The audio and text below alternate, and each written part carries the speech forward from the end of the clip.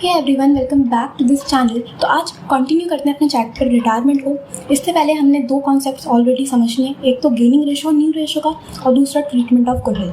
आज की वीडियो में डिस्कस करते हैं the treatment of reserves and accumulated profits and losses. तो आज ये स्टार्ट करते हैं।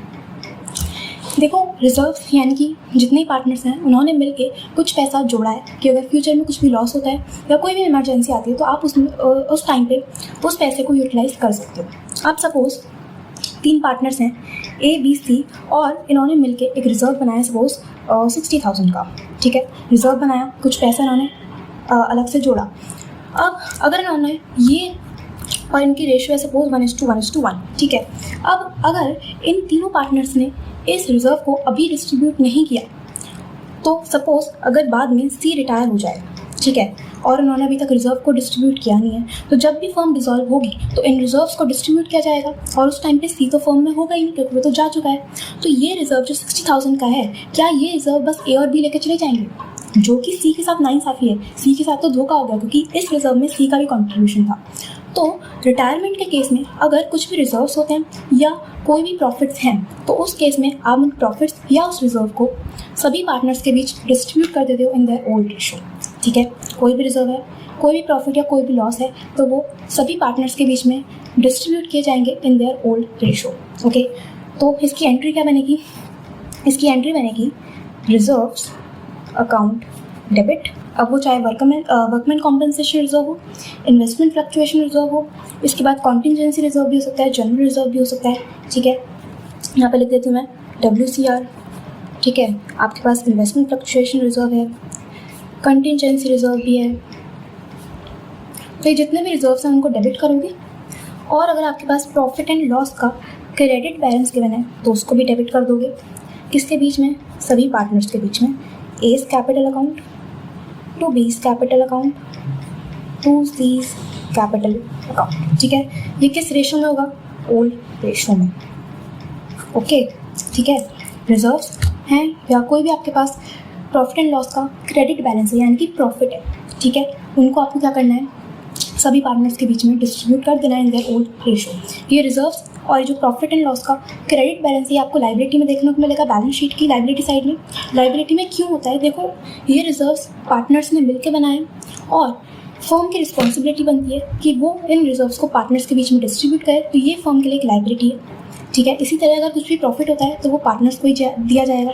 तो अगेन प्रॉफिट भी एक फर्म के लिए लाइबिलिटी है जो कि किसको पे आउट किया जाएगा? पार्टनर्स को। दैट इज़ वाई वो भी कहाँ पे देखने को मिलेगा? लाइबिलिटी में। तो अगर लाइबिलिटी में आपको P&L का बैलेंस गिवन होता है तो वो हमेशा प्रॉफिट होगा। ठीक है, ये होता है प्रॉफिट। ओके, इतना कर लिया। अगर आपके पास कुछ लॉसेज हैं, अब लॉसेज अगर आप डिस्ट्रीब्यूट करोगे तो पार्टनर्स का जो कैपिटल है वो कम होगा।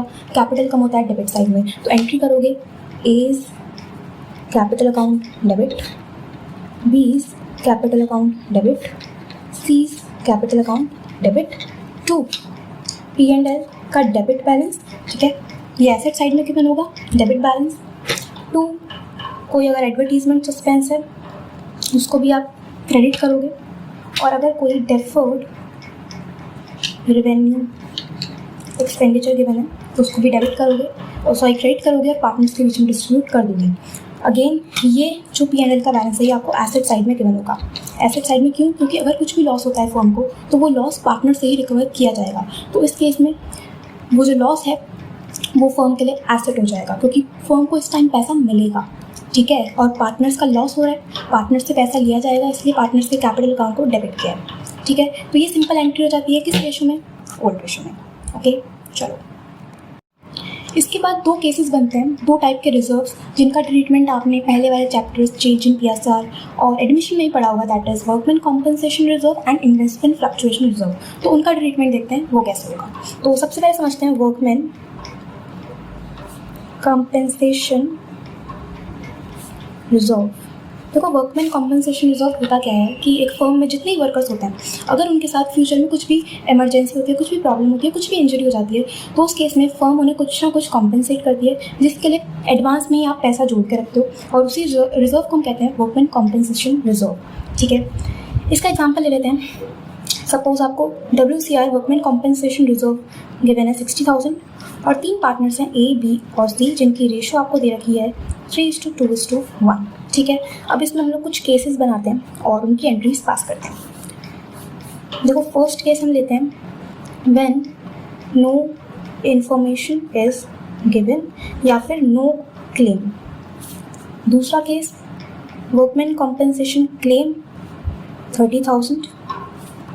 Third case will be workman compensation claim 60,000 and एक केस और रहेगा वर्कमैन कॉम्पेंसेशन क्लेम 1,20,000। ठीक है, फर्स्ट केस है कि अगर आपको कुछ भी इन्फॉर्मेशन गिवन नहीं है या फिर वर्कमैन ने जितने वर्कर्स हैं उन्होंने कुछ भी क्लेम नहीं किया, तो उस केस में क्या ट्रीटमेंट होगा। तो देखो फर्स्ट केस में जो एंट्री पास होगी इस टाइम क्लेम बेसिकली जो वर्कर्स हैं उन्होंने कुछ भी क्लेम नहीं मांगा, तो इस केस में जितना ही वर्कमैन कॉम्पेंसेशन रिजर्व है वो आप पार्टनर्स के बीच में डिस्ट्रीब्यूट कर दोगे इन देयर ओल्ड रेशो, अभी पीछे बताया। ठीक है, तो सिंपल एंट्री होगी WCR डेबिट, इसको फुल फॉर्म में लिखना, to A's capital account, to B's capital account, to C's capital account.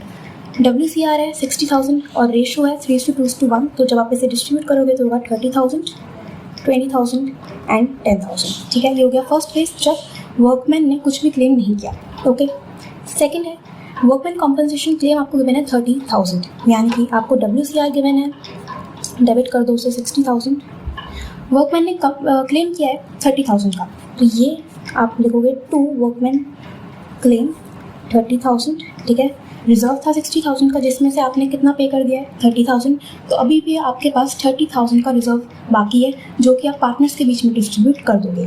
तो to A's capital account, to B's capital account, to C's capital account. कितना 30,000 को जब आप डिस्ट्रीब्यूट करोगे 3:2:1 में, तो ये आएगा 15,000, 10,000 एंड 5,000। Okay, clear. इसके बाद थर्ड केस हो जाता है आपके पास जब वर्कमैन कॉम्पेंसेशन क्लेम है 60,000, यानी कि रिजर्व भी 60,000 का है और वर्कमैन ने क्लेम भी कर दिया है 60,000। तो इस केस में simple entry workman compensation reserve debit 60,000 और क्लेम आपने पे करा है 60,000 का, तो इस केस में जितना रिजर्व था उतना ही क्लेम पे करा है आपने, तो यहाँ पे पार्टनर्स के बीच में डिस्ट्रीब्यूट करने के लिए कोई भी अमाउंट बाकी नहीं है। ठीक है, तो ये इसकी एंट्री हो गई। और लास्ट केस है जिसमें रिजर्व है 60,000 बट जो क्लेम किया गया है वो है 1,20,000। तो फोर्थ केस में देखो क्या एंट्री होगी। सबसे पहले WCR का बैलेंस जो आपको गिवन है वो है 60,000 और जो वर्कमैन ने क्लेम किया है वो है 1,20,000, यानी कि इस बार जितना रिजर्व है उससे ज़्यादा क्लेम कर लिया गया है।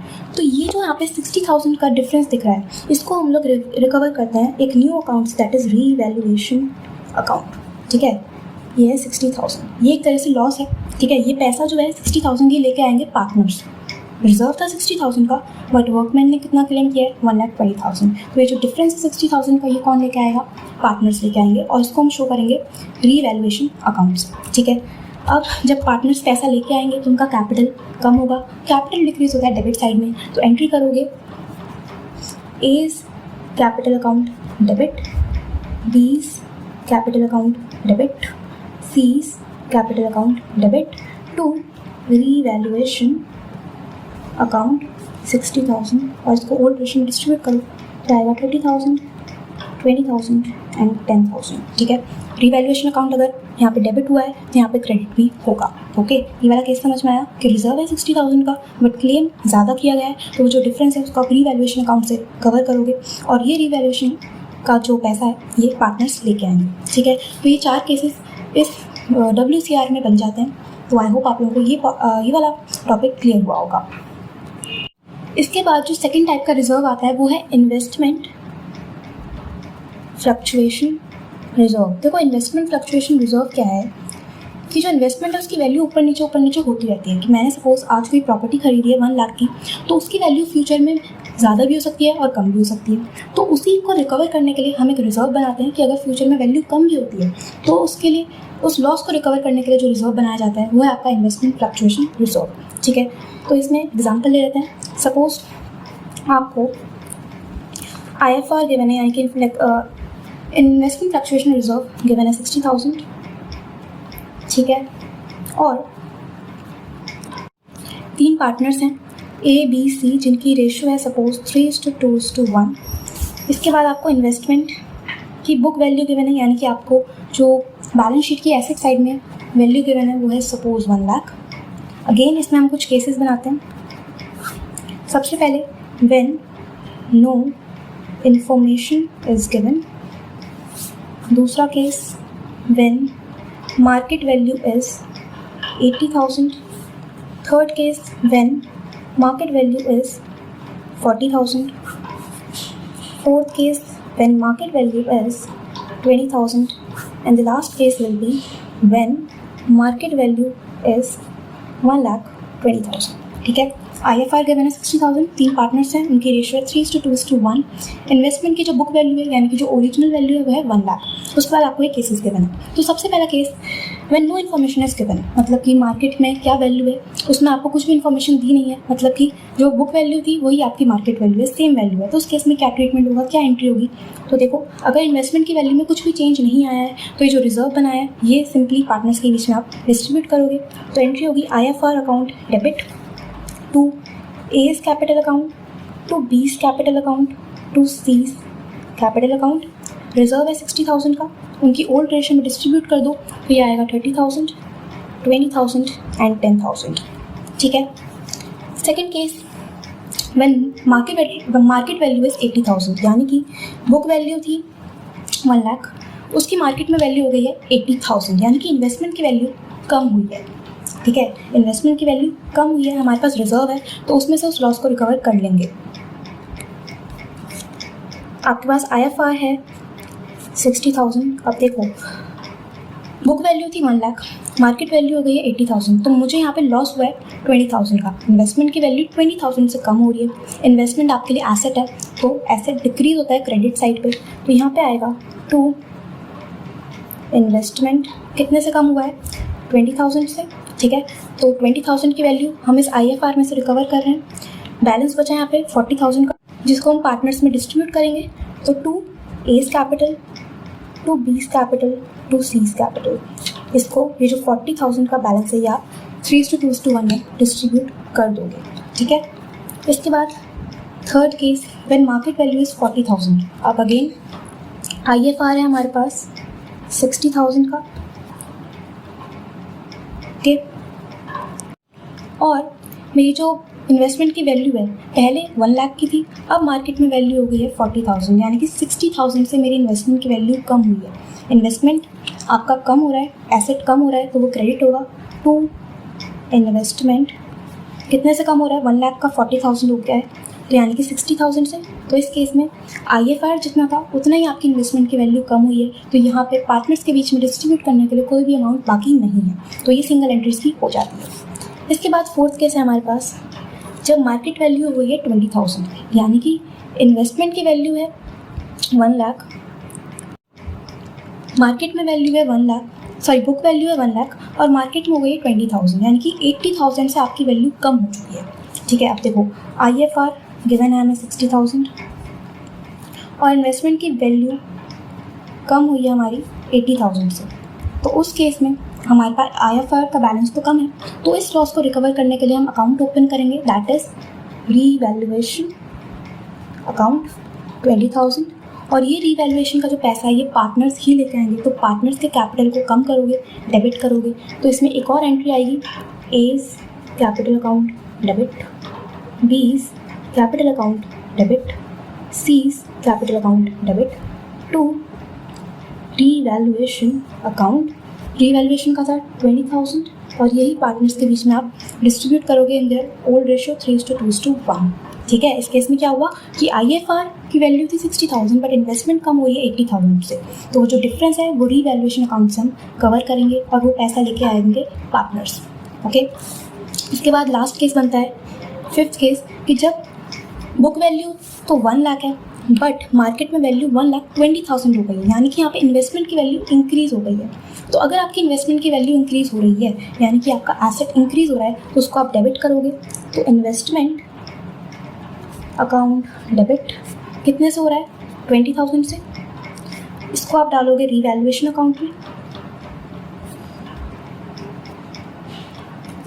देन ये जो रीवैल्यूएशन का प्रॉफिट हुआ है यहाँ पे, इसी को आप अपने पार्टनर्स के बीच में डिस्ट्रीब्यूट करोगे, पार्टनर्स का कैपिटल इंक्रीज होगा, क्रेडिट करोगे, तो revaluation account debit 20,000 to A's capital to B's capital to C's capital, इस 20,000 को डिस्ट्रीब्यूट करो, और जो हमारा रिजर्व था जो बिल्कुल भी यहाँ पे यूज़ नहीं आया, उसको भी अपने पार्टनर्स के बीच में आप डिस्ट्रीब्यूट कर दोगे। तो IFR 60,000 और ये डिस्ट्रीब्यूट करोगे to A to B to C 30,000 20,000 and 10,000। Okay, ये केस समझ में आया। बस याद रखना कि अगर रिवैल्यूएशन क्रेडिट हो रहा है तो वो डेबिट भी होगा, इस केस में भी जब रिवैल्यूएशन डेबिट हुआ तो वो क्रेडिट भी हुआ। तो ये भी इससे कुछ केसेस बन जाते हैं, एंड आई होप आप लोगों को पूरा टॉपिक अच्छे से क्लियर हो गया होगा।